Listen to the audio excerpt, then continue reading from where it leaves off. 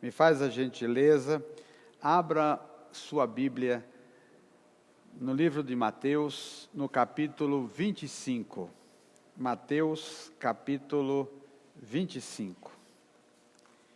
E nós vamos fazer a leitura. Aqui, o Senhor Jesus fala sobre que o reino dos céus será semelhante a 10 virgens, que pegando as suas lâmpadas, saíram a encontrar-se com o noivo. Saíram a encontrar-se com o noivo. Vamos falar juntos? Saíram a encontrar-se com o noivo. Novamente. Saíram a encontrar-se com o noivo. 5 delas eram prudentes. Verso 2. 5 delas eram imprudentes e 5 prudentes. As imprudentes, ao pegar as suas lâmpadas, não levaram óleo consigo. Mas as prudentes, além das lamparinas, levaram óleo nas vasilhas. E como o noivo estava demorando, todas ficaram sonolentas e adormeceram. Mas à meia-noite, ouviu-se um grito: eis o noivo! Saiam ao encontro dele. Então todas aquelas virgens se levantaram e prepararam as suas lâmpadas. E as imprudentes disseram às prudentes: deem a nós um pouco do óleo que vocês trouxeram, porque as nossas lamparinas estão se apagando. Mas as prudentes responderam: não, porque então vai faltar tanto para nós como para vocês. Vão aos que vendem e comprem óleo para vocês. E saindo elas para comprar, chegou o noivo. E as que estavam preparadas entraram com ele para a festa do casamento. E fechou-se a porta. Mais tarde chegaram as virgens imprudentes, dizendo: Senhor, Senhor, abra a porta para nós. Mas o noivo respondeu: em verdade lhes digo que não as conheço. Portanto, vigiem, porque vocês não sabem o dia nem a hora. Que o Senhor aplique essa palavra santa nos nossos corações. Estamos diante de Ti e aos Teus pés, desejosos de ouvir a voz do Senhor, desejosos de receber a Tua palavra.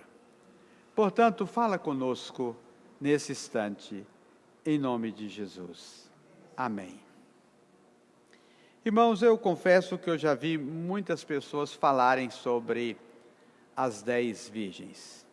E muitas delas dizem que essas virgens são igrejas. São igrejas. E aí, pessoas que trafegam ali, caminham por essa vertente de que essas virgens eram igrejas. Mas eu quero trazer isso aqui e pensar nessas virgens como sendo cada um de nós. Quando fala 10 virgens, esse 10 é um número, uma totalidade. É um número que dá a totalidade. Mas o Senhor está trazendo essa palavra para mim. Ela está trazendo essa palavra para você, para cada um de nós. E o foco desta palavra está justamente nas últimas palavras, quando ele termina a parábola. Vigiai, pois, porque não sabeis o dia nem a hora.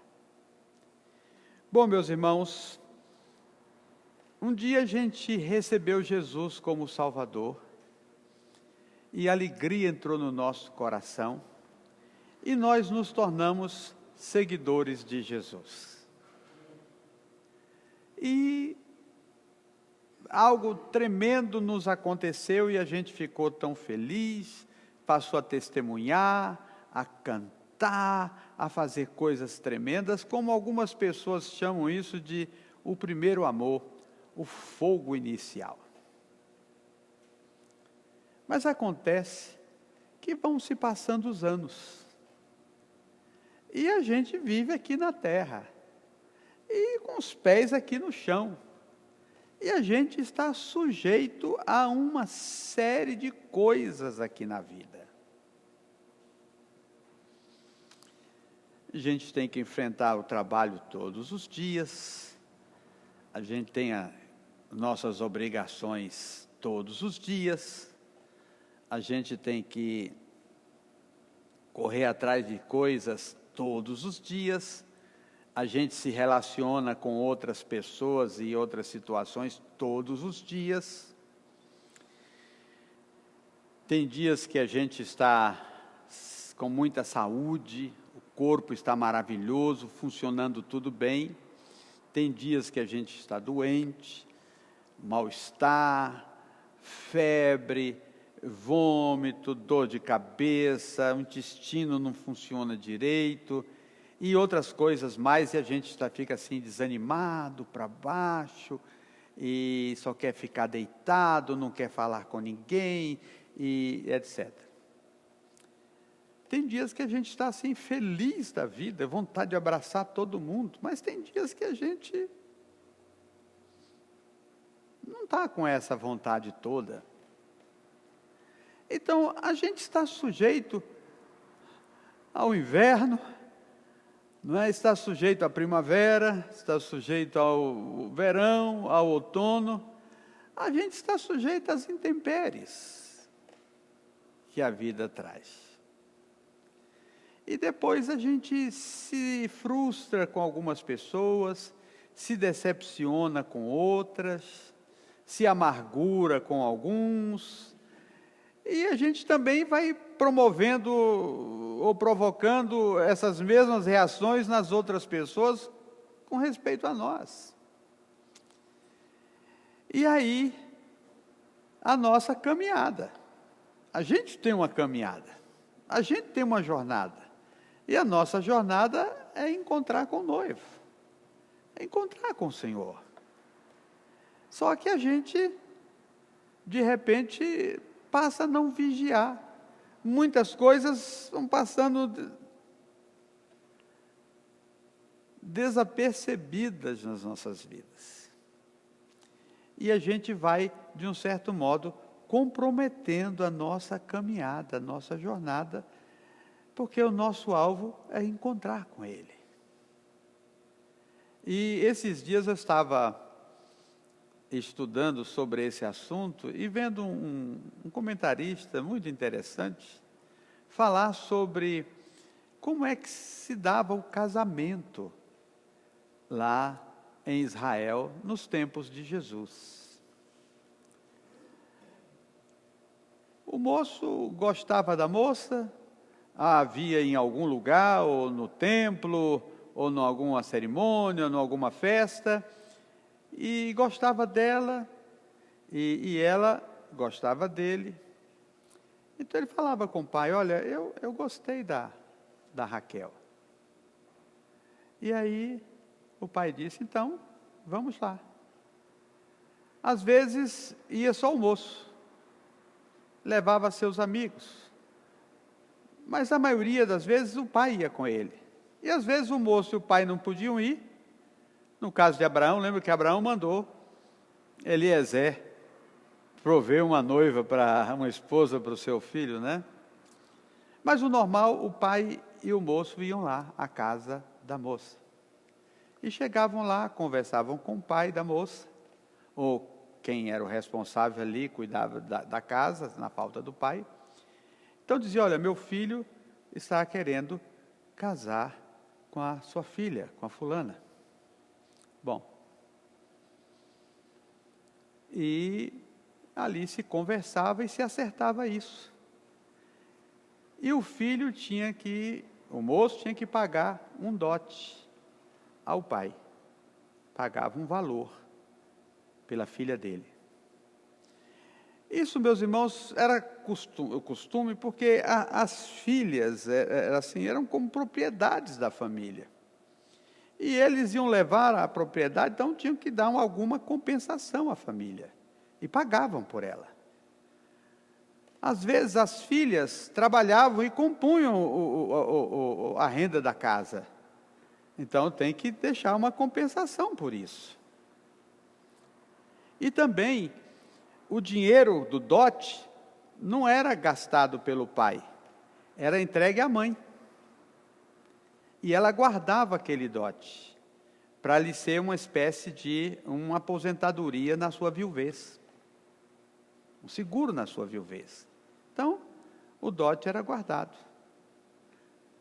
E aí, quando isso era feito, o dote era pago, aí traziam então o documento, e eles assinavam.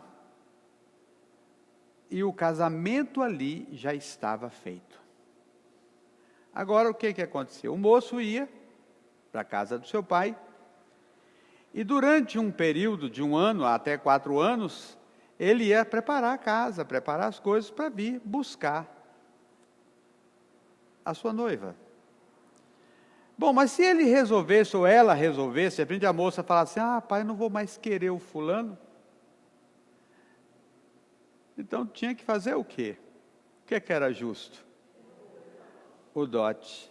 Mas isso só era feito por divórcio, porque já estava feita o casamento, a documentação já foi assinada.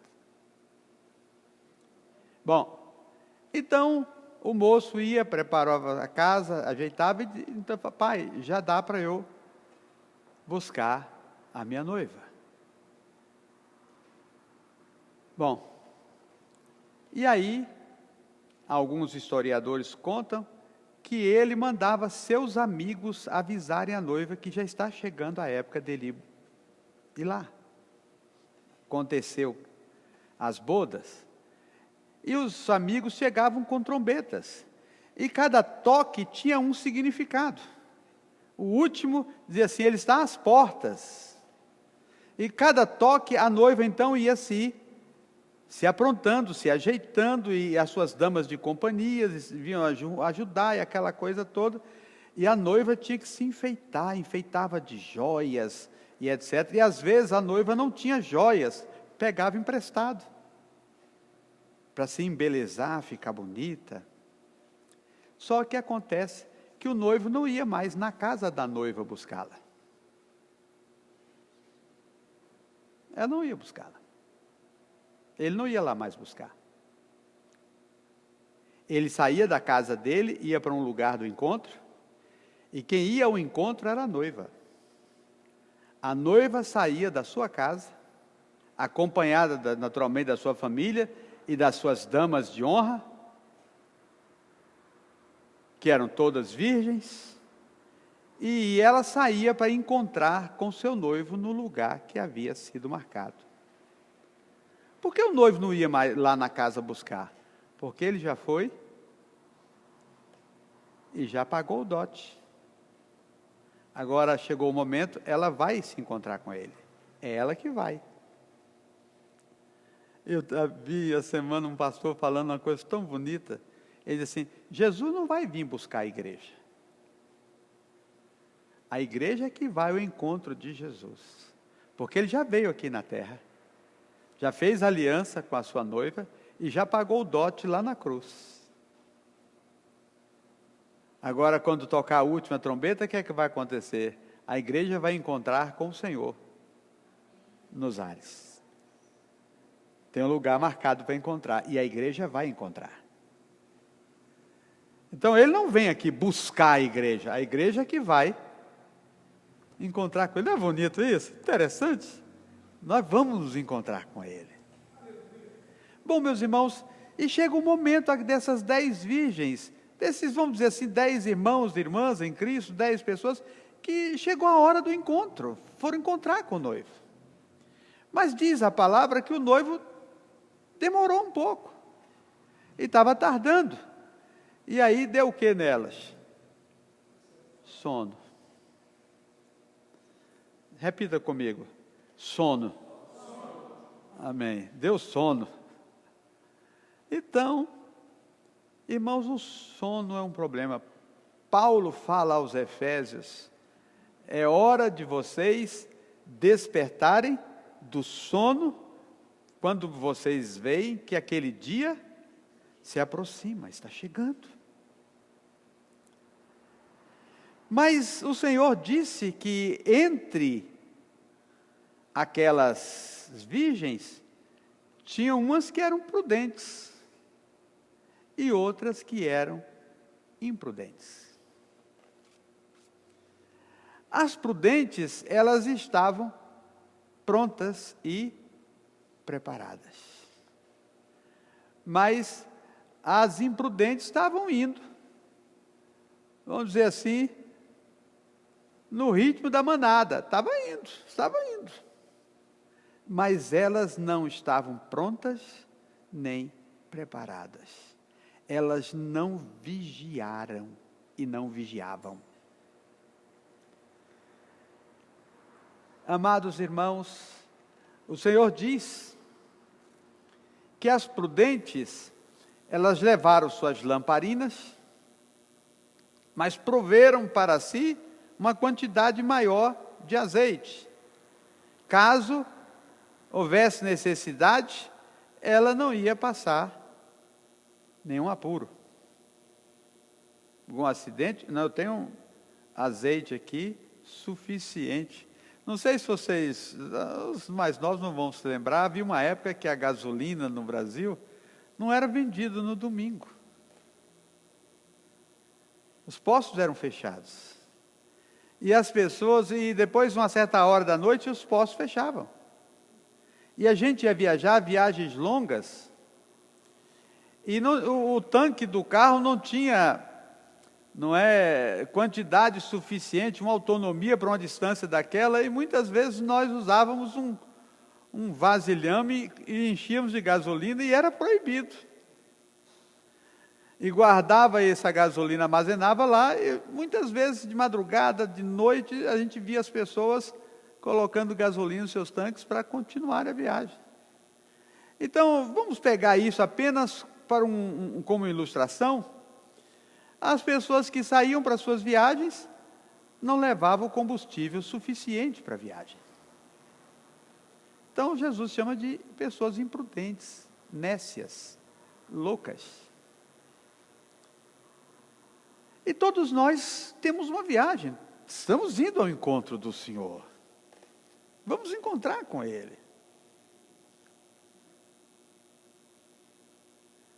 E como é que nós estamos agindo e vivendo? Porque é interessante, às vezes a gente fica assim, parece que instigando as pessoas a fazerem certas coisas, como se elas estivessem fazendo um favor em fazer aquilo. Irmãos, vocês precisam, sabe, e a gente precisa falar, e repetir, e mandar aviso, e dizer, e incentivar, e às vezes a gente fica assim meio bravo, joga milho, e as galinhas não estão nem aí, a gente dá uma pedrada, né, para ver se quebra uma asa, e a gente pega essa galinha, não é? E hoje fica essas coisas, e as pessoas, olha, vamos buscar Deus, gente, não sei o quê, olha, vamos fazer isso.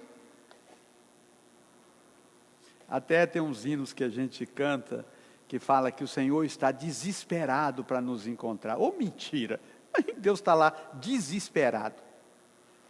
Mas já pensou Deus em desespero? E não tem umas músicas assim, que Ele está desesperado para nos encontrar, que Deus está...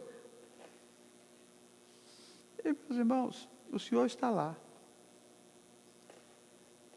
E o Senhor estendeu a sua destra para nos abençoar, o Senhor enviou seu Filho, o Senhor abriu as portas do céu, o Senhor derramou a sua graça, Jesus pelo seu sangue nos abriu um novo e vivo caminho, a salvação está sendo anunciada, pregada, etc. Aí Jesus falou assim, olha, vão e preguem, quem crê, será? Quem, porém, não crê, já está condenado. O status não vai mudar. Não é? Num bom baianês, diria assim, o azar é seu. Mas a gente parece que precisa, se não empurrar, as pessoas não reagem. Mas em que classe de seguidor, de crente eu estou? Entre aquelas virgens que estavam prontas, preparadas, levaram mais por uma emergência, qualquer situação, e elas precisaram daquela quantidade extra que levaram? Ou se nós estamos como aquelas, não, glória a Deus, mas na hora H, falta gasolina, falta o azeite, o motor pifa, não funciona. Na hora de entrar, o máximo que a gente chega é bater na porta. E o mais duro disso tudo é escutar Jesus falar: eu não conheço vocês.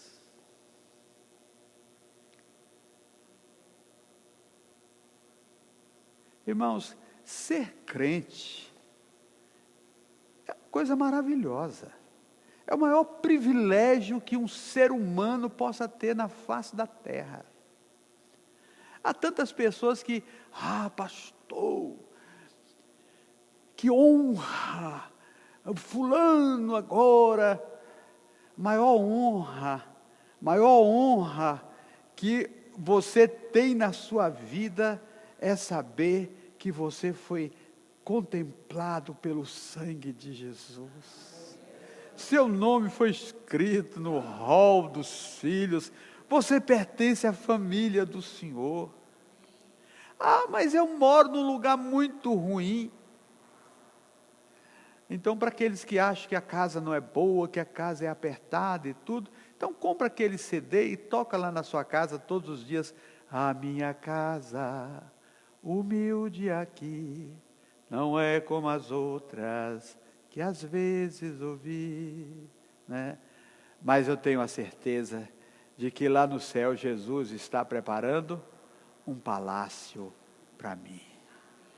Isso aqui é por pouco tempo, isso aqui vai passar, mas eu vou me encontrar e eu vou morar com Jesus nas mansões celestiais.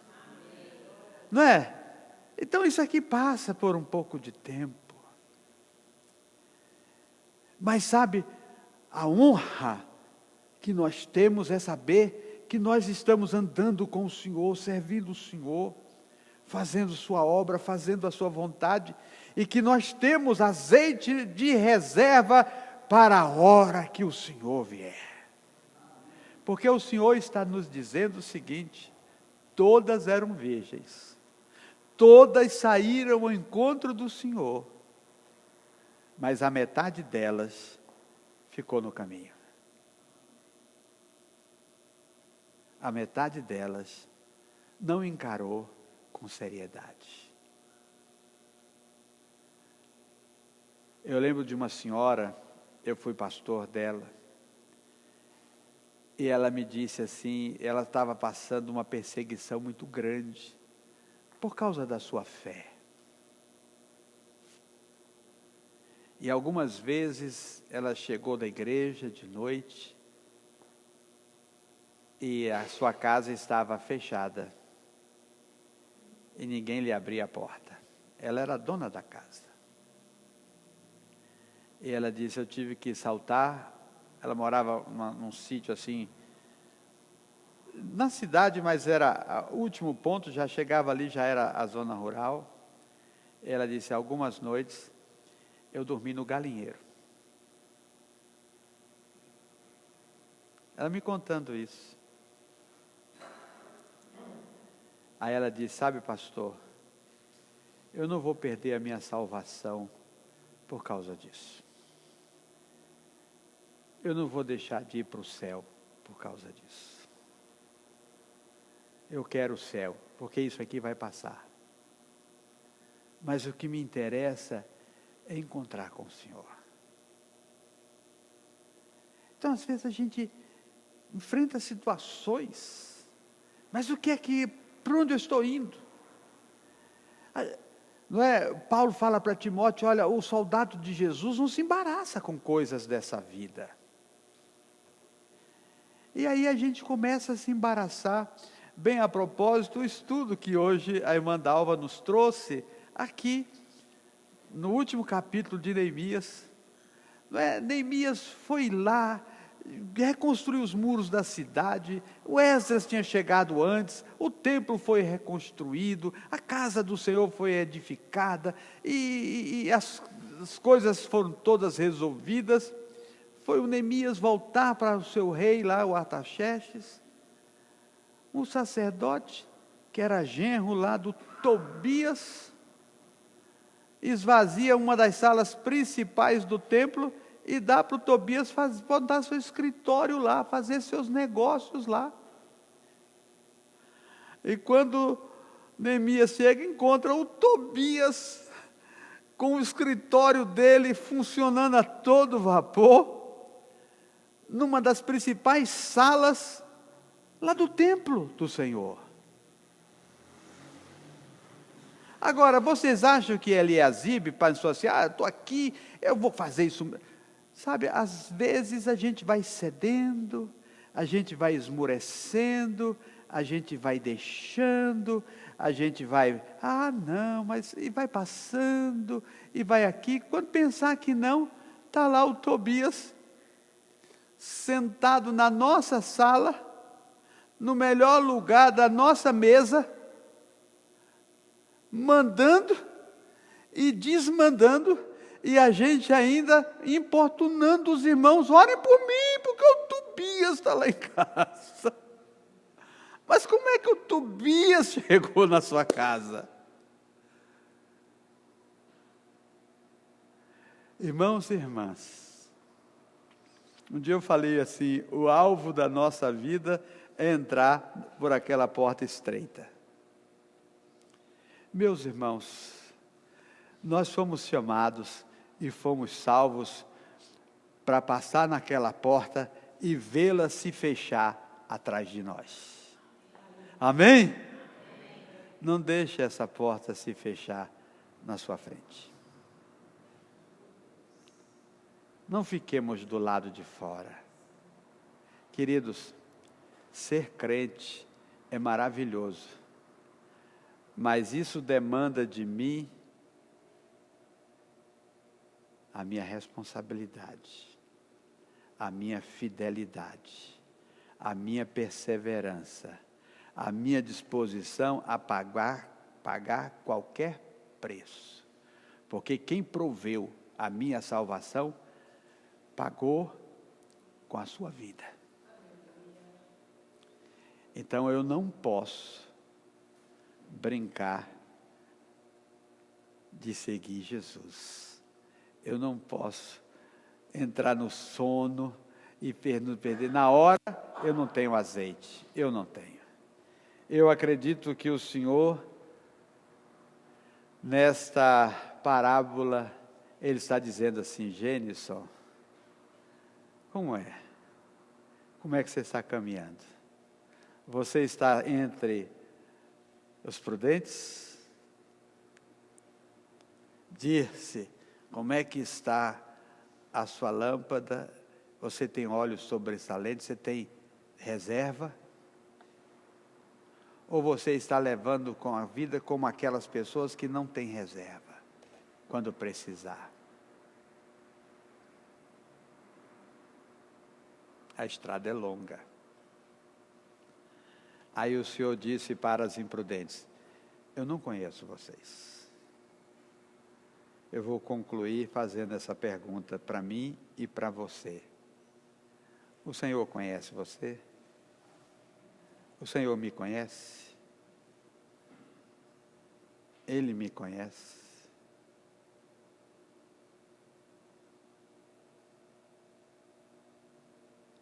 Que Deus nos abençoe, em nome de Jesus. Amém e amém.